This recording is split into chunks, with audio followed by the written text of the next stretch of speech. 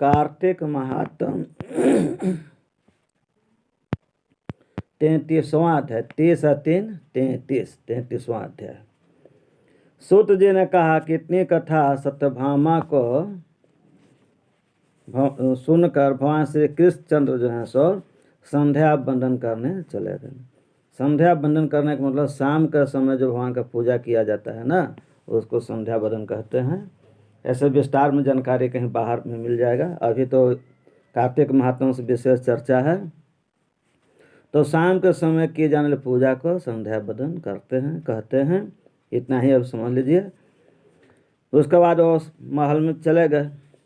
यह कार्तिक मास का व्रत भगवान विष्णु को अति प्रिय है तथा भक्ति को देने वाली है।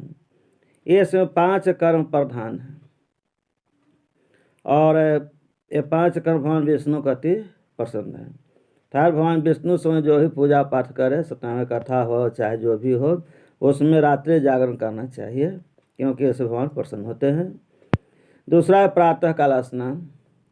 तो कार्तिक, माघ, बैसाख या अन्य समय में भी प्रातः काल स्नान करना चाहिए। अच्छी बात होता है, स्वास्थ्य के लिए ठीक होता है, सब कुछ के लिए ठीक होता है। तो प्रातः काल स्नान कर करके अपने सुबह अपने इष्ट देव भगवान के पूजा पाठ करके निश्चिंत हो जाइए और उसके बाद अपने काम में लग जाइए। इससे आपको अपने काम में सफलता मिलेगी, विघ्न बाधा दूर होगा, किसी चीज़ की कोई कमी न रहेगी। तीसरा है तुलसी बत सिंचन, यानी तुलसी के पेड़ को लगाइए, रोपिए, सुरक्षा प्रदान करिए, उनको विकास करने में सहायता दीजिए। और तुलसी के सदृश और भी बहुत पेड़ पौधे होते हैं, उनकी भी सेवा करनी चाहिए। चौथा है उद्यापन। तो कार्तिक महात्मा व्रती लोग अपना उद्यापन कर ले, हर साल बने तो हर साल करते जाइए, तो कभी बाद में भी कर सकते हैं। ऐसे किताब में जो दिया हुआ है सो अलग बात है। हम सुविधा के ख्याल से सरल करके आपको अपनी भाषा में, सरल भाषा में समझा देते हैं और कुछ हल्का कर देते हैं, इसलिए कि हर कोई कर सके। ऐसा अपनी शक्ति और सामर्थ्य के अनुसार करनी चाहिए। इसमें कोई कोताही नहीं बरतनी चाहिए, यानी कि कोई कंजूसी नहीं करनी चाहिए। आप अपने शक्ति के अनुकूल भक्ति कीजिए, उतना ही काम कीजिए। ये ना करें कि आप कर्जा करके सब कीजिए, नहीं, जो है उसी में कर लीजिए। दीपदान माने आकाश दीप जलाइए, रास्ता के अगल बगल में दीप जलाइए, ताकि जाने आने वाले राहगीर को आराम मिले। ये 5 कर्म भगवान को अधिक पसंद है। ऐसे दीपदान के मतलब यही हुआ है कार्तिक महात्म के अनुसार। वैसे दीपदान आप पूजा पाठ करते हैं तो भगवान को भी दीप दिखा कर वहाँ पर रख देते हैं, वो भी चलेगा। तो इन सब 5 चीज़ों को कार्तिक व्रती वाले को अधिक विस्तार से विशेष करके पालन करनी चाहिए।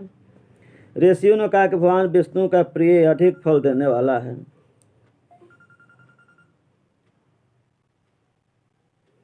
शरीर के रोम रोम को प्रसन्न करने वाला जो कार्तिक महात्मा आपने कहा है, मोक्ष को चाहने वाले व्यक्ति को, भोग के इच्छुक मनुष्य को यह व्रत जरूर करना चाहिए।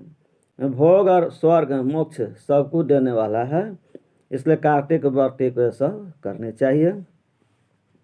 किंतु हम एक बात आपसे पूछना चाहते हैं, वह यह है कि कार्तिक मास का व्रत करने वाला किसी संकट में पड़ जाए, जंगल में हो अथवा किसी रोगी हो जाए, रोगग्रस्त हो जाए, तो फिर वो कार्तिक व्रत कैसे करे? क्योंकि 1 महीना का व्रत है, जाड़ा का दिन है, रोज स्नान करना है ना, तो कठिन व्रत है। हो सकता है कि बीमार पड़ गए, कहीं अन्य आवश्यक चले गए, या किसी वैसा संकट आ गया तो क्या करना चाहिए? क्योंकि यह विष्णु जी का अति प्रिय तथा मुक्ति और भुक्ति प्रदान करने वाला है। व्रत किसी भी तरह छोड़ना नहीं चाहिए, व्रत को पूरा कर लेना चाहिए। एक बार संकल्प कर लिए तो पूरा व्रत करके छोड़िए। विघ्न बाधा तो आना स्वाभाविक रहता है, क्योंकि विघ्न बाधा आने से आपको परीक्षा होता है, पास करिएगा, सर्टिफिकेट प्रमाण पत्र मिलेगा। कुछ आपके दुश्मन होते हैं, कुछ अन्य दुष्ट लोग होते हैं जो कि आपसे जलते हैं, विघ्न बाधा उपस्थित जानबूझ के भी कर देते हैं, तो ऐसा काम में लगा हुआ है। तो आपको चाहिए कि इन विघ्न बाधाओं को पार करके, है ना, व्रत को पूरा करके प्रमाण पत्र ले लीजिए। नहीं तो फैल कर गए तो सब बेकार हो जाता है।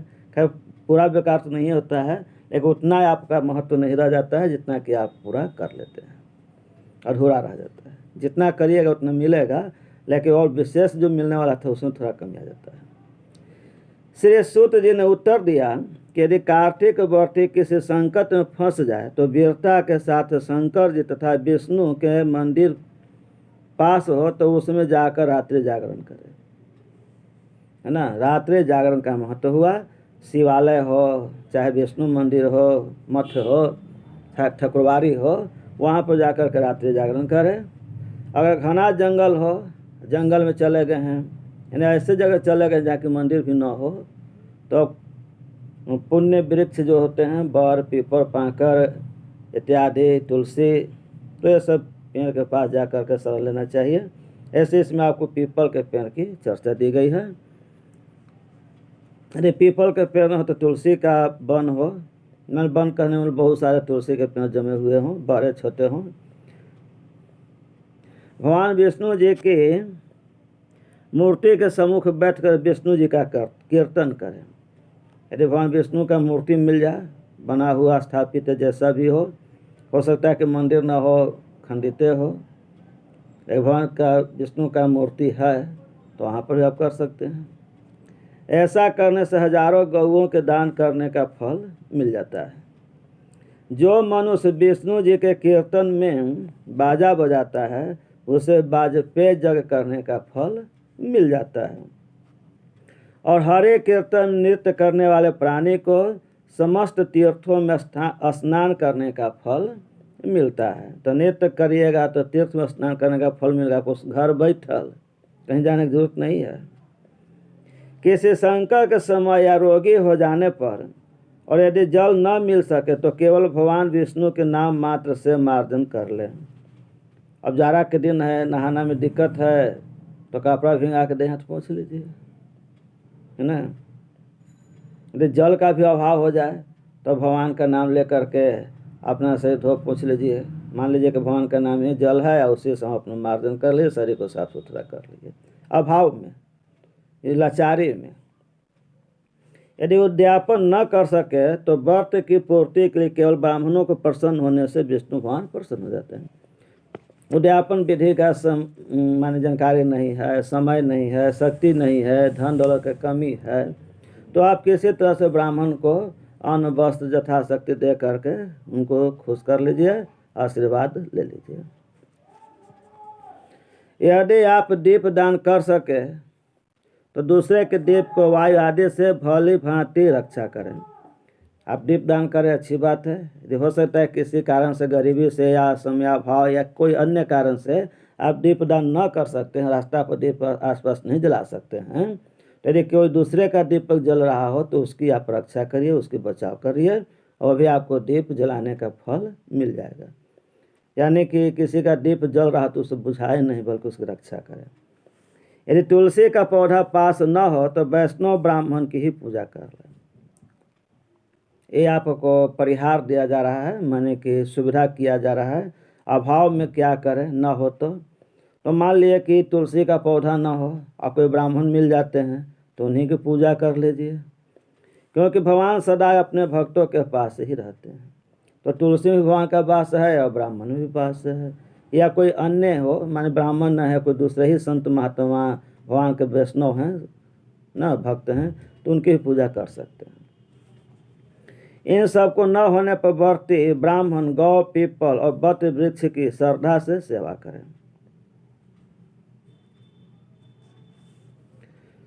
तो ब्राह्मण के हो गया, गौ के हो गया, गौ माता, पीपल का पेड़, बर का पेड़, इन सब का भी आप सेवा करें, अच्छी बात है। शौनक आदि ऋषियों ने कहा कि आपने गौ तथा ब्राह्मणों के सदृश पीपल और बट वृक्ष को बतलाया, और सभी वृक्षों पीपल का वृक्ष और बट वृक्ष श्रेष्ठ क्यों है ना।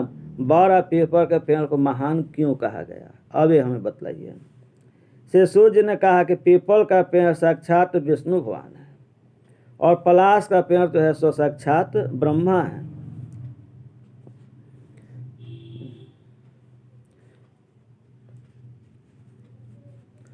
और वृक्षों की पूजा करें, सेवा करें तो दर्शन से सब पापों का नाश होता है। ऋषियों ने कहा कि हे प्रभु, हम लोग को इसमें शंका है कि ब्रह्मा, विष्णु और शिव वृक्ष कैसे हो गए, कृपा करके बतलाइए। बर के पेड़ जो है सो शिव के हुआ, पीपल विष्णु के, पलाश हुआ सो ब्रह्मा के। इसी तरह से और सब देवी देवताओं का रूप होगा। श्री सूर्य जी ने कहा कि प्राचीन काल में भगवान शंकर और पार्वती जी विहार कर रहे थे, भ्रमण कर रहे थे, आनंद मना रहे थे। वो समय उनके विहार में विघ्न डालने के विचार से ब्राह्मण का रूप धारण करके अग्निदेव वहाँ पर पहुँच गए। ये ब्राह्मण साधु संत महात्मा बहुत अच्छे होते हैं, इतने अच्छे होते हैं कि धोखा देने वाला दुष्ट लोग भी इन्हीं का सहारा ले लेते हैं और अपना काम में सफल हो जाते हैं। परंतु कभी कभी पकड़े जाते हैं तो इन लोग का तो बदनामी करवे करते हैं, लेकिन अब उनका भी दुर्गति हो जाता है। बिहार के आनंद का नाश हो जाने के कारण क्रोध में भरकर श्री पार्वती जी ने समस्त देवताओं को श्राप दिया। गलती की अग्नि देवता और पाग है सब लोग। आपके घर में भी कोई एक परिवार गलती करता है और सजा सबको मिल जाती है, सबको गाली बात सुनने पड़ जाता है। गलती ये किया अब पूरा परिवार को गाली बात हो गया। तो इस तरह से आपको होते रहता है। तो उसी तरह से पार्वती जी ने सब देवी देवता को श्राप दे दिए, सब देवता को ले लिए। पार्वती जी ने कहा कि हे देवताओं, विषय सुख को कीट पतंग भी जानते हैं, उसमें आप लोगों देवता होकर विघ्न डाला है, इसलिए आप सब वृक्ष हो जाए, है ना। आप हमको कष्ट दिए हैं तो आप वृक्ष हो जाइए, माने का आनंद की समाप्ति हो गया। आपको कोई आनंद प्राप्त नहीं होगा, केवल कष्ट मिलेगा।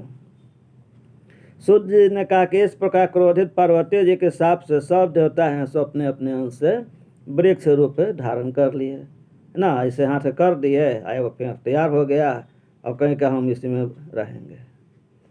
इसी का भगवान विष्णु तथा शंकर जी दोनों पीपल और बर के पेड़ हो गए।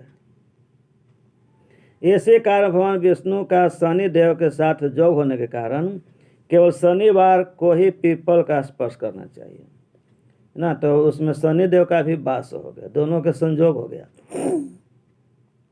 तो इसलिए हो गया कि पीपल का पूजा माने स्पर्श छूने की बात होता है, तो केवल शनिवार को ही पीपल का पेड़ छुए और किसी दूसरे दिन नहीं छूना चाहिए। तो आपको 33वां अध्याय हो गया कार्तिक महात्म। तो बोलिए कार्तिक महात्म की जय, कार्तिक माह की जय, भगवान श्री कृष्ण की जय, शंकर भगवान की जय, सब देवतन की जय, सब संतन की जय। बोले हर हर महादेव कैलाशपति। लाइक शेयर और सब्सक्राइब करें, अच्छे कमेंट करें, सलाह दें।